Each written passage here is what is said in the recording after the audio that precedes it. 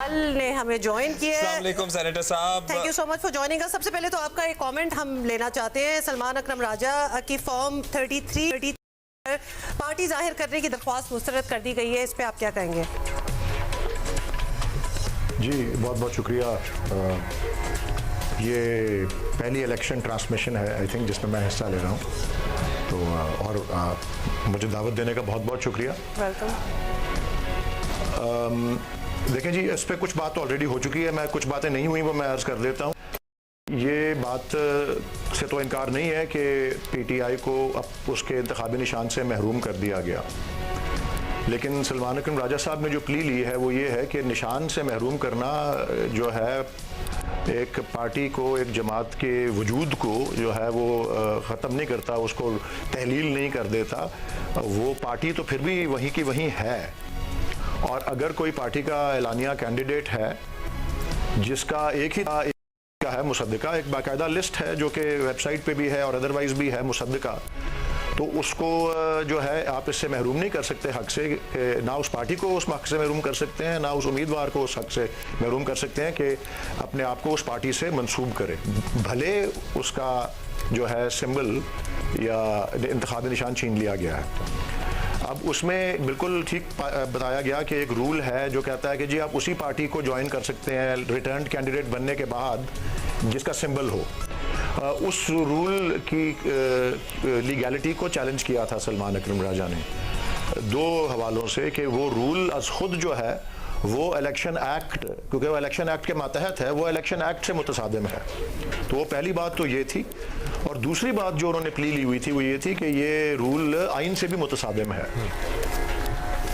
और ये अभी तक कहानी ख़त्म नहीं हुई। ठीक है, इलेक्शन कमीशन से तो हम तवक्को नहीं कर सकते थे कि वो इस फैसले के अलावा कोई और फैसला देगी, लेकिन ये मामला सलमान अकरम राजा साहब हाईकोर्ट में लेके गए हुए थे। हाईकोर्ट में 25 जनवरी को उनकी बहस मुकम्मल हुई। 27 जनवरी को हाईकोर्ट ने फैसला ये सादिर किया कि जी हमारे पास आने से पहले आपको जाना चाहिए था इलेक्शन कमीशन में, और आईनी दरख्वास्त नहीं बनती थी। सलमान अकरम राजा साहब उस मामले को सुप्रीम कोर्ट में भी लेकर गए हुए हैं। आज से कुछ 3 दिन पहले या 4 दिन पहले वो सुप्रीम कोर्ट उसको ले गए थे, तो ये मामला अभी लाइव है। सो लड़ाई अभी जारी रहेगी, ये हायर कोर्ट्स में फैसला होगा। लेकिन how hopeful are you Waleed साहब के आपके पास खबरें हैं आपके जो इंडिपेंडेंट जीतेंगे 100% वो तमाम पार्टी से वफादार रहेंगे? मैं तो जी दिलों का हाल तो नहीं जानता या दिलों के हाल पे तबसरा नहीं कर सकता, लेकिन मेरे ख्याल में इसका एक अच्छा तरीका, और ज़ाहिर है वो कानूनी माहिरीन हमारे जो हैं, और अगर मेरे से वो राय लें, और आई एम श्योर वो सोच रहे होंगे इन लाइंस पर, कि जैसे ही वाज़े हो जाएगा कि कौन से कैंडिडेट्स जो हैं वो पीटीआई के एलानिया कैंडिडेट्स हैं और हमायत याफ्ता कैंडिडेट्स हैं, जो रिटर्न कैंडिडेट्स बन गए हैं, जो कामयाब हो गए हैं, उनको सुप्रीम कोर्ट की उस पिटिशन में पार्टी बना लिया जाएगा। जो सुप्रीम कोर्ट की पिटीशन होगी पाबंद रहे, ओके, पार्टी बना लिया जाएगा। अभी तो वही इस वक्त जी मेरे ख्याल में ये एक तरीका होना चाहिए। मैं तो यही मशवरा दूंगा, ये मशवरा है आपका। द फ्लोर इज ओपन पे सोचा भी जा रहा लोग हमारे साथ हमारा लेकिन मैं अभी मेरी एक अर्ज करनी थी, एक अर्ज करनी थी मैंने जी वो ये है, मैं आपने पूछा ना तवक्को क्या रख रहे हैं जी। देखिए जी, कुछ फैसले जो हैं बल्ले के या 13 जनवरी के फैसले के बाद भी आए हैं, बल्ले के निशान वाले फैसले के, जो मुख्तलिफ बेंचेस ने सुप्रीम कोर्ट में किए हैं, और हम उनको वेलकम करते हैं। खास तौर पे जो जस्टिस मंसूर अली शाह की एक ऑब्जर्वेशन है एक फैसले के दौरान, जो कि उन्हें कागजात नामजदगी के मुस्तरद होने को ओवर रूल किया, वो अल्फाज उनके बड़े अहम हैं कि कोई भी इलेक्शन का कानून और इलेक्शन से मुतालिक आईनी अगर कोई शिक है तो उसकी तशरीह जो है वो एनफ्रेंचाइजमेंट के हक में होने चाहिए, ना कि डिसएनफ्रेंचाइजमेंट के हक में। तो बल्ले के निशान का छिन जाना भी नजर सानी की एक दरखास्त में जो है वो इसी के पेश नजर जो है वो डाला गया है, दीगर और वजूहात के पेश नजर भी। तो ये वी आर ऑप्टिमिस्टिक कि there will be a change of heart in the Supreme Court also. नहीं ऑप्टिमिस्टिक है, तभी आप लोग तमाम तर नामसाइद हालात के बावजूद पाकिस्तान तहरीक इंसाफ इस इंतखाबी प्रोसेस का हिस्सा है। मीर साहब, वलीद इकबाल साहब, एक मेरा सवाल है आपसे। कल आपने एक प्रेस कॉन्फ्रेंस की, आपके साथ रऊफ हसन साहब भी थे, तो उस प्रेस कॉन्फ्रेंस में आपने बहुत जोर देकर वोटरों से कहा है कि जी आप 8 फरवरी को घर से ज़रूर निकलें और वोट ज़रूर डालें।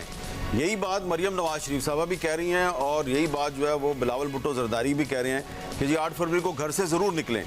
तो ये एक ही बात है, तो एक ही बात मुख्तलिफ नजरियात रखने वाली पार्टियां जो है ये इस पे जोर दे के कर रही हैं, तो इसकी कोई खास वजह है? आपकी क्या खास वजह है? आप वोटर्स को ये अपील क्यों कर रही हैं कि 8 फरवरी को जरूर निकलें? जी बिल्कुल दुरुस्त है जी। मैं दूसरी पार्टी की तर्जुमानी तो नहीं कर सकता, लेकिन अपना मौक़िफ़ ज़रूर एक्सप्लेन कर सकता हूँ। बिल्कुल इस बात के पेश नज़र मैंने PTI के बिहाफ पे वोटर से अपील किया है कि वो वोट करने निकलें, क्योंकि वो उनके पास एक इख्तियार के तौर पे है। वो उस इख्तियार को वैसे तो 5 साल में एक दफ़ा करना चाहिए था, लेकिन उनको 6ठे साल में अब जाके मौका मिला है। तो अगर वो तंग हैं, वो तंग रहे हैं इन सारी हथकंडों से, जो रियासती जबर से, जुल्म से, जो जिसका निशाना खसूसन हमारी पार्टी बनती रही, अगर वो नाला है इंसानी हकूक़ की धज्जियाँ उड़ने से जिस तरह उड़ती रही हैं, और बदकिस्मती से अदालती फ़ैसलों की भी जो है वो नाफरमानी होती रही है उस सवालों से, और अगर वो नाला है उस महंगाई के जो खौफनाक जो वो अजाब जो उन पर मुसल्लत हुआ, तो ये वो वक्त है कि वो उससे उसका हिसाब चुकाएं वोट के जरिए, जुल्म का बदला वोट से, and so on and so fourth. अच्छा, आज जुल्म का बदला वलीद साहब आप कह रहे हैं वोट से, लेकिन जाहिर है बहुत पुरानी बात नहीं है। आज पाकिस्तान तहरीक इंसाफ मुश्किल में है, लेकिन इससे पहले वाले इंतखाबात में आप इसी लकीर के दूसरे तरफ थे। तो हम आज आपसे पूछना चाहते हैं, जब आज आप उस तरफ नहीं हैं और आज आपको ये तमाम सोबतें बर्दाश्त करना पड़ रही हैं, तो आप लोग खुद भी सोचते हैं कि प्रॉब्ली हमें उन तरीक़ों से इक़्तिदार में नहीं आना चाहिए था, या इक़्तिदार में आने के बाद जो कुछ हुआ वो शायद नहीं होना चाहिए था, और ये साइकिल कभी ना कभी बंद होना चाहिए था, और चार्टर ऑफ डेमोक्रेसी के बाद जिस तरह ऐसा लग रहा था कि जमहूरियत परवान चढ़ रही है, तो फिर इस्टेब्लिशमेंट की मदद से एक और पार्टी को उस तरह से इक़्तिदार मिल जाना, ये सब कहीं सिस्टम को भी डैमेज कर गया। देखें जी, मुझे कभी इस बात में शक नहीं था, ख़ास तौर पे पिछले 5, 6, 7 साल में कि हम एक पॉपुलर पॉलिटिकल पार्टी हैं। अब सवाल ये है कि कितनी पॉपुलर हैं। 2018 के इलेक्शन में हमारा तो ये भी एक नुक्ता निगाह है कि वो जो RTS का बैठ जाना था, आपके पास ये मालूमात ज़रूर होंगी 18 के इलेक्शन के बारे में कि कितनी सीट्स थी तादाद में जहाँ पे 1000 से कम का मार्जिन जो था वो आया, और कितनी थी जिनमें 2000 या 5000 या इस किस्म का मार्जिन था। उसकी बेनिफिशरी PTI ने होना था, वो मकबूल जमात थी, वो तो PTI को भी महरूम रखा गया, और ताकि वो मजबूर रहे कोalition बनाने पर और मखलूत हुकूमत पर कि आउटराइट मेजॉरिटी ना आ सके। ये एक पहलू है। उसका दूसरा पहलू ये है कि अगर आप समझते हैं कि 2018 के इलेक्शन में और उससे पिछले इलेक्शनों में भी जो है कोई किसी किस्म के तजर्बे होते रहे हैं, और पहले कभी तजर्बे का सब्जेक्ट कोई और पार्टी थी और तजर्बे का सब्जेक्ट बाद में PTI बन गई, और लकीर के इस तरफ पहले एक पार्टी थी और उसके दूसरी तरफ कोई और पार्टी थी, और वो अब shoe is on the other foot, तो मेरा ख्याल वो सवाल उठता है तमाम उस निज़ाम के लिए कि ये सवाल कि क्या एक ही तजर्बा बार बार करने से तवक्को ये की जा सकती है कि कोई मुख्तलिफ नतीजा निकलेगा। मैं तो ये कोट करता रहा हूँ, आपके चैनल पे भी किया है कि एल्बर्ट आइंस्टाइन ने कहा है कि वो बिल्कुल अहमकाना बात है कि एक ही तजर्बे को बार बार करना और उससे एक मुख्तलिफ नतीजे की तवक्को करना। तो वड़ाइज साहब ने कह दिया हुआ है कि अभी चंद मिनट पहले ही कहा है कि इस तरह से इस्तेहकाम तो फिर नहीं आता। पाकिस्तान को इस्तेहकाम की ज़रूरत है, पाकिस्तान को अमन की ज़रूरत है, पाकिस्तान को खुशहाली की ज़रूरत है। वो तो एक पॉपुलर विल जब हो और उसकी 81 बैलेट से हो तो वो उसी वक्त आ सकती है। इस बात से मैं बिल्कुल इनकार नहीं कर सकता। अच्छा साहब, एक कभी यहाँ पे बात हो रही थी कि कट ऑफ डेट निकल चुकी है जिन कैंडिडेट्स ने विड्रॉ करना था उस हवाले से, लेकिन बास हल्के ऐसे हैं जहाँ पे अभी भी बताया जा रहा है कि पीपल्स पार्टी के पाकिस्तान तहरीक इंसाफ के मल्टीपल कैंडिडेट्स हैं, यानी कि वो इंडिपेंडेंट्स जिनको PTI सपोर्ट कर रही है। ये कितना बड़ा नुकसान हो सकता है इस वजह से?